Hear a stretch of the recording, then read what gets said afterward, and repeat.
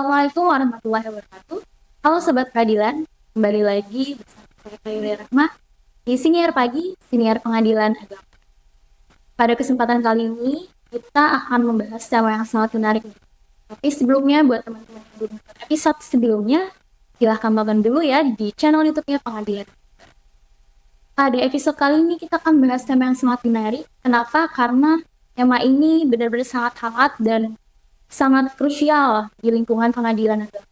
Tema kali ini yakni berkaitan dengan hak-hak perempuan dan anak pasca perceraian. Kenapa kok sangat menarik? Karena seperti yang kita ketahui bersama tentunya, mayoritas perkara yang masuk di pengadilan agama di seluruh Indonesia merupakan perkara perceraian.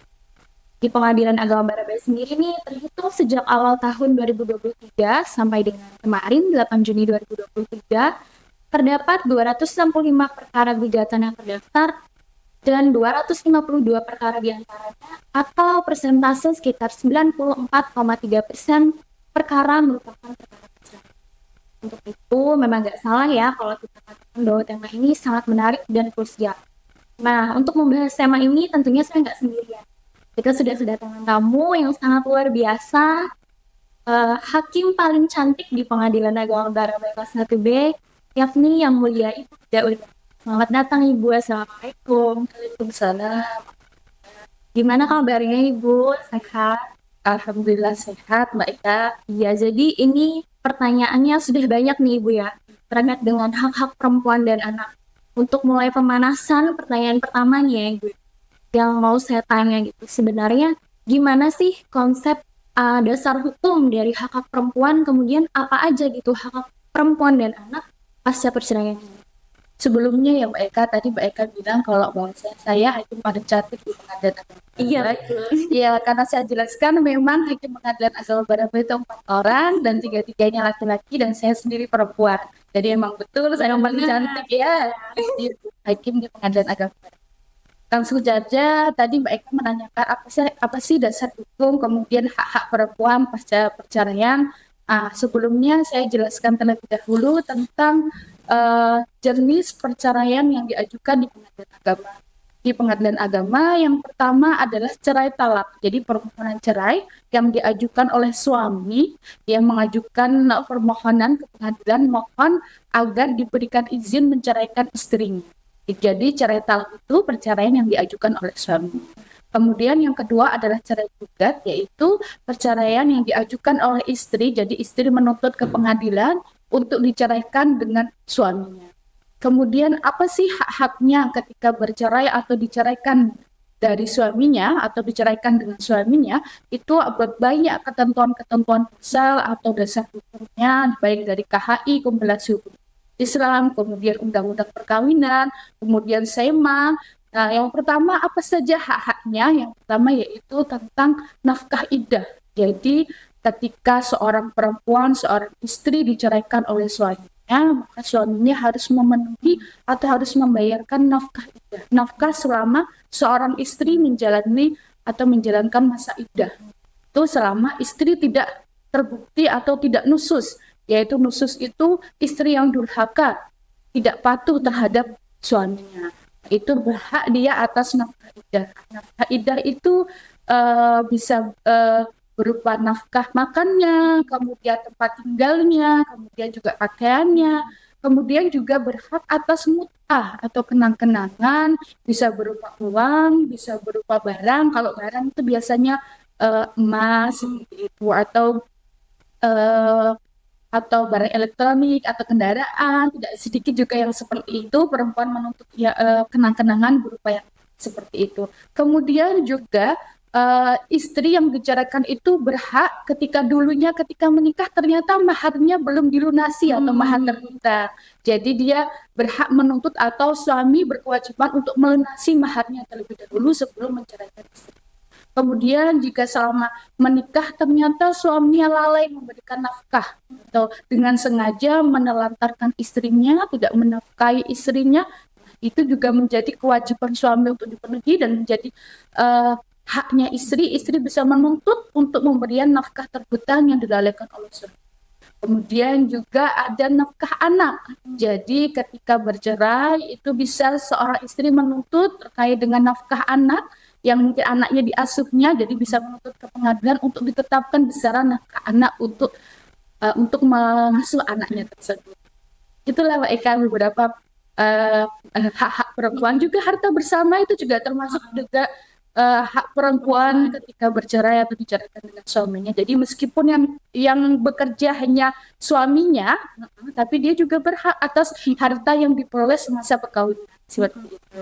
Kan tadi saya bilang ini temanya sangat menarik gitu ya Ibu ya. Kalau menurut Ibu sendiri gitu, gimana urgensi terkait pemenuhan hak-hak perempuan dan anak pasca perceraian ini? Betul sekali, ini penting sekali Mbak Eka.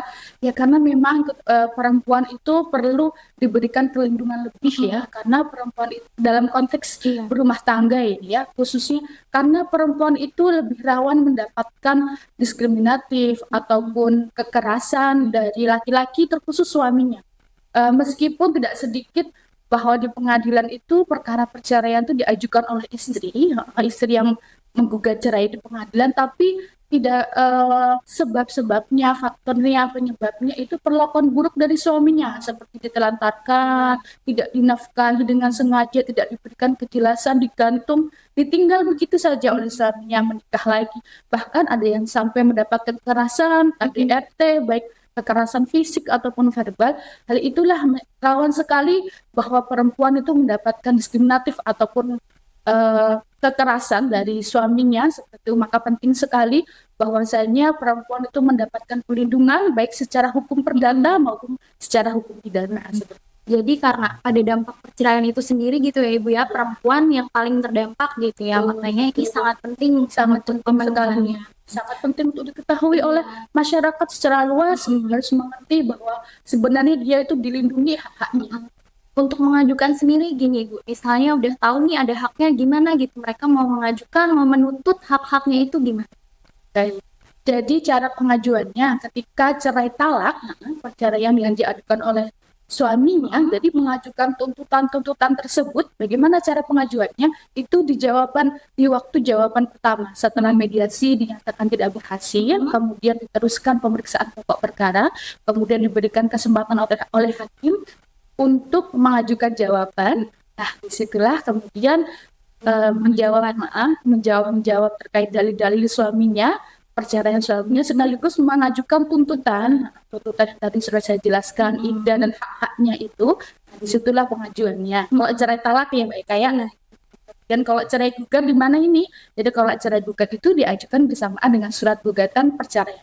Jadi diajukan pertama ketika surat gugatan cerai tersebut, kemudian di bawahnya dituliskan dalil-dalil terkait dengan kemampuan suaminya berapa, kemudian menuntut apa terkait hak seperti itu. Kalau misal nih Ibu ya, ternyata gitu ya dalam persidangan dia mengajukan menuntut hak-hak, kemudian sudah diputus demikian gitu, ada tuntutan hak-hak demikian segini-segini gitu, ternyata pihak suami lalai gitu, tidak menjalankan putusan tersebut, apa upaya paksanya gimana Ibu untuk melaksanakan putusan itu? Betul, bagus sekali itu pertanyaan. Upaya paksanya apa sih? Jangan-jangan putusannya sudah diputus pengadilan, hampa saja, tidak ada manfaatnya. Upaya paksanya ketika perceraian cerai talak ya, cerai yang diajukan suami, upaya paksanya jika kemudian diputus dan dalam putusan itu sudah dibebani hak-hak yang harus dibayarkan terhadap istrinya sebelum mengikrarkan talak itu, jadi hakim itu memberikan dalam putusannya memang sebelum sebagai syarat untuk mengikrarkan talak, dia harus membayar terlebih dahulu pembebanan yang sudah ditentukan oleh dalam putusan hakim. Jadi ketika ternyata ya sebagai syarat untuk mengikrarkan talak lah. Jadi kalau seumpama ternyata di waktu sidang talaknya ternyata dia tidak sanggup nih untuk membayar sebagaimana yang telah dibebani dalam putusan, kemudian nanti hakim memberikan kesempatan selama 6 bulan. Selama 6 bulan Mbak Eka, ternyata di 6 bulan, di waktu yang 6 bulan tersebut ternyata suaminya atau masih belum mampu untuk memberikan atau melaksanakan putusan terkait dengan pembayaran yang sudah ditetapkan dalam putusan ternyata tidak mampu, maka dan istrinya keberatan untuk untuk tidak diberikan keberatan, maka putusan yang telah dijatuhkan oleh hakim tidak mempunyai kekuatan hukum. Jadi mereka kembali lagi sebagai suami istri, tidak pernah bercerai, tidak ada putusan, dianggapnya tidak ada putusan, dan mereka kembali statusnya sebagai suami istri. Itu yang kalau upaya paksa dalam perkara cerai talak. Kemudian kalau cerai gugat nih, kan tidak ada ikrar talak ya kalau cerai gugat itu. Terus upaya paksanya apa kalau cerai gugat untuk pelaksanaan putusan hakim yang telah yang di dalamnya ada pembebanan terkait dengan hak-hak perempuan? Kalau upaya paksanya adalah, jadi ketika itu menjadi persyaratan mantan suami untuk mengambil akte cerai di pengadilan. Jadi akte cerainya ditahan terlebih dahulu. Kalau akte cerai mantan istrinya diserahkan. Tapi kalau mantan suaminya, sebelum dia melunasi atau melaksanakan putusan terkait pembebarannya, penghukumannya tersebut, maka dia tidak boleh mengambil akte cerai. Bisa kawin lagi. Nggak bisa kawin lagi. Betul. Kalau di pengadilan agama Barabai sendiri nih ya Ibu, itu gimana kondisi perkaranya? Apakah banyak gitu perempuan yang mengajukan tuntutan terkait hak-hak mereka, atau laki-lakinya apakah menyertakan gitu misalnya di dalam gugatan permohonan perceraiannya, nanti kalau cerai saya akan bayar istri saya segini-segini, gimana kondisinya gitu? Dan selama saya meriksa perkara sejauh ini ya Mbak Eka, mungkin kurang lebih 15% saja, baik laki-laki maupun perempuan, yang mencantumkan terkait dengan hak-hak perempuan pasca perceraian. Jadi mungkin masih sedikit sekali yang sadar, baik laki-laki, baik suami maupun istri, terkait dengan hak perempuan pasca perceraian. Berarti presentasinya lumayan kecil gitu ya Ibu ya? Rendah gitu tingkat kesadarannya. Faktor penyebabnya gitu Ibu. Kenapa kok sedikit perempuan yang mengajukan, padahal kan mereka punya hak ya ibaratnya gitu. Itu apa itu? Kalau faktor penyebabnya ya sering saya temui biasanya karena ya perempuan tidak mau ribet, ingin segera bisa, ingin segera mengakhiri hubungan rumah tangganya, mungkin sudah terlalu muak dengan selama ini mungkin masalah rumah tangganya, jadi ingin segera selesai, ingin tidak mau ribet, karena ya memang kalau semakin banyak tuntutan kan harus semakin banyak yang harus dibuktikan. Jadi dia memang nggak mau ribet, maunya yang bercerai sajalah baik-baik begitu. Kemudian juga ada yang memang sudah disepakati sebelum mengajukan perceraian, memang harus disepakati di luar persidangan. Kemudian juga memang ada faktor ketidaktahuan, tidak tahu masyarakat dari suami istri. Kemudian juga ada yang lucu Mbak Eka, kadang itu perempuan malah lebih mampu dibandingkan suami. Jadi pernah saya memediasi, saya jelaskan kepada istrinya, saya jelaskan kepada suaminya terkait dengan hak-haknya, terkait dengan kewajibannya. Kemudian suaminya menyanggupi saya dengan kemampuan ekonomi saya, kemampuan finansial saya menyanggupinya dengan nominal sekian untuk memberikan nafkah kepada istri saya. Nafkah idah, nafkah mut'ah. Ternyata istrinya ketika saya tawarkan, ibu, suaminya memberikan kesanggupan segini nih. Karena sanggupnya segini. Kalau ibu bagaimana? Kami tawarkan seperti itu. Dan ternyata istrinya malah, tidak usah Bu, saya tidak ini. Karena memang suami saya yang lebih membutuhkan. Saya mempunyai pekerjaan tetap, kalau suami saya tidak mempunyai pekerjaan tetap, saya tidak mau nanti ternyata suami saya harus hutang ke sana ke sini untuk memenuhi hal ini. Jadi saya mengikhlaskan atau saya tidak menuntut hak-hak saya sedemikian. Jadi mungkin ada yang seperti itu Mbak. Langka sekali seperti itu. Jadi memang ditawari suaminya kesanggupan, tapi dia menolak karena dia memang menganggap bahwa dirinya lebih dari segi finansial lebih finansial dibandingkan dengan suaminya. Kalau misalnya pengadilan agama Barabai sendiri nih Ibu, kan tadi Ibu menyebutkan rendahnya tingkat pengetahuan baik itu perempuan maupun laki-laki gitu ya. Apa upaya gitu yang dilakukan oleh pengadilan untuk mensosialisasikan atau mengedukasi masyarakat terkait keberadaan hak-hak perempuan dan anak tersebut? Jadi ya sebenarnya kami juga sudah melakukan sosialisasi yang sedemikian rupa dari mulai di bawah. Ketika Mbak Eka mungkin sebagai petugas di bawah ya, petugas pelayanan di bawah ya, sudah memberikan sosialisasi kepada masyarakat bahwa ketika masyarakat mau datang untuk konsultasi sebelum mendaftar perkara, sudah disosialisasikan, sudah dijelaskan terkait dengan hak-haknya, baik itu ketika suaminya ataupun ketika seorang istri yang mau menggugat, itu sudah juga disampaikan bahwa ini loh kalau suami ya kalau sebagai suami yang mengajukan ini loh apa kewajiban-kewajibannya, kemudian juga sudah dijelaskan juga ketika perceraian yang diajukan oleh istri ya, ketika cerai juga dia juga disampaikan terkait dengan hak-haknya apa, dan di media perairan di bawah itu juga banyak brosur ya Mbak Eka, ya banyak brosur tentang hak perempuan, hak anak, kemudian juga pamflet-pamflet di pengadilan itu sudah juga banyak, bahkan lebih dari satu ya, banyak baik di ruang tunggu persidangan maupun di meja pelayanan di depan gitu ya. Kemudian juga di media sosial kami juga sudah, di media sosial Pengadilan Agama Barabé itu juga sudah disosialisasikan. Ya memang ya mungkin ya kita harus ekstra lagi untuk mensosialisasikan, untuk memberikan pemahaman kepada masyarakat terkait dengan ini loh ternyata keberadaan hak-hak perempuan. Saya penasaran nih, misalnya dalam perkara tersebut ada tuntutannya sekian sekian sekian. Sebagai seorang hakim Ibu gitu, gimana pertimbangan atau pertimbangannya seperti apa dalam menentukan mengabulkan, kemudian kalau dikabulkan besarannya seperti apa, itu pertimbangannya gimana? Karena begini ya, karena biasanya itu kalau diberikan hak untuk menuntut itu biasanya masyarakat menuntutnya, wah ya ada hak menuntut, dipikirnya kalau menuntut kan boleh saja besarannya Bebas ya, bebas berapapun besarannya boleh, asalkan ya harus disesuaikan. Kalau ternyata faktor perselisihan dalam rumah tangganya disebabkan faktor ekonomi, suaminya tidak bekerja, kurang memberikan nafkah, banyak utangnya suaminya, kemudian dia menuntut nafkah yang berlebih, itu kan tidak realistis. Nah, terus kemudian hakim bagaimana ini untuk menentukan besaran dari pembebanan terkait dengan hak perempuan pasca perceraian, itu ya dilihat dari pastinya kita harus memiliki rasa keadilan dari kedua belah pihak, kemudian juga kepatutan, kemudian juga mempertimbangkan dari faktor kondisi finansial atau kondisi finansial dari suaminya, juga memperhatikan dengan kondisi kebutuhan dasar seorang istri atau anak. Jadi memang dilihat juga, jadi ketika menuntut besarannya berapa juga harus dibuktikan terkait dengan kemampuan suami. Kalau ternyata suaminya dia tidak tahu suaminya kerja apa, kemudian juga faktor perselisihannya karena suami tidak bekerja, tidak memberikan nafkah yang layak, kemudian dia menuntut berlebih, kan itu tidak realistis. Jadi tetap harus dibuktikan di persidangan. Nanti itulah pertimbangan hakim untuk besar.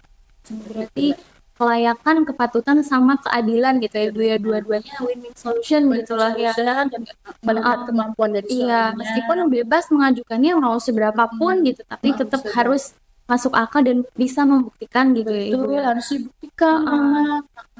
Ternyata suaminya nggak mampu, dia menuntut 10 juta, gajinya suaminya nggak bekerja, kan juga sama saja ya.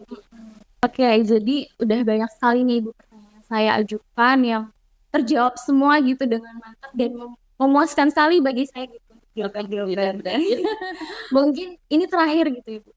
Pernyataan penutup, closing statement gitu, boleh pesan-pesan atau tips dan lain sebagainya gitu. Misalnya untuk orang-orang yang mau berumah tangga, lagi berumah tangga atau yang ingin berumah tangga seperti saya gitu, mungkin Ibu silakan. Baik, jadi gitu ya, setiap rumah tangga pasti tidak. Dan jika memang perpisahan menjadi solusi terakhir dalam perselisihan tangga, maka yakinlah setiap apa yang terjadi dalam hidup kita itu sudah ketetapan Allah, dan setiap orang tidak bisa lari dari ketetapan masing-masing. Sehingga jangan bersedih, hapus air mata, tatap masa depan, dan insya Allah kebahagiaan dan kebaikan akan hadir di depan. Terima kasih banyak nih Ibu untuk waktu dan kesempatannya untuk meluangkan waktu hadir di sini pagi pada jadwal Ibu kan sangat padat nih. Satu-satunya hakim perempuan lagi Pengadilan Agama Barabé. Jadi saya sebut bukan karena satu-satunya juga sih, memang hakim paling cantik gitu di Pengadilan Agama. Jadi untuk semua teman-teman gitu, semoga bisa mengambil manfaat dari video ini, dari pertanyaan-pertanyaan yang tadi sudah diajukan dan dijawab sangat mantap sekali oleh Ibu yang mulia, Ibu Wida Uliana. Kemudian untuk perempuan di luar sana, jangan takut, jangan ragu, kalian punya hak apabila dalam perceraian kalian bisa mengajukan untuk hak tersebut. Karena negara telah menjamin dan melindungi hak kalian, maka jangan takut untuk dilakukan. Sekian video dari kami pada hari ini, episode kali ini. Jangan lupa tonton episode sebelumnya juga. Dan video ini jangan lupa di like, komen, dan subscribe juga. Kemudian hari ini saya nggak punya pantun. Jadi saya mengucapkan terima kasih mewakili teman-teman yang bertugas pada hari ini. Wassalamualaikum warahmatullahi wabarakatuh.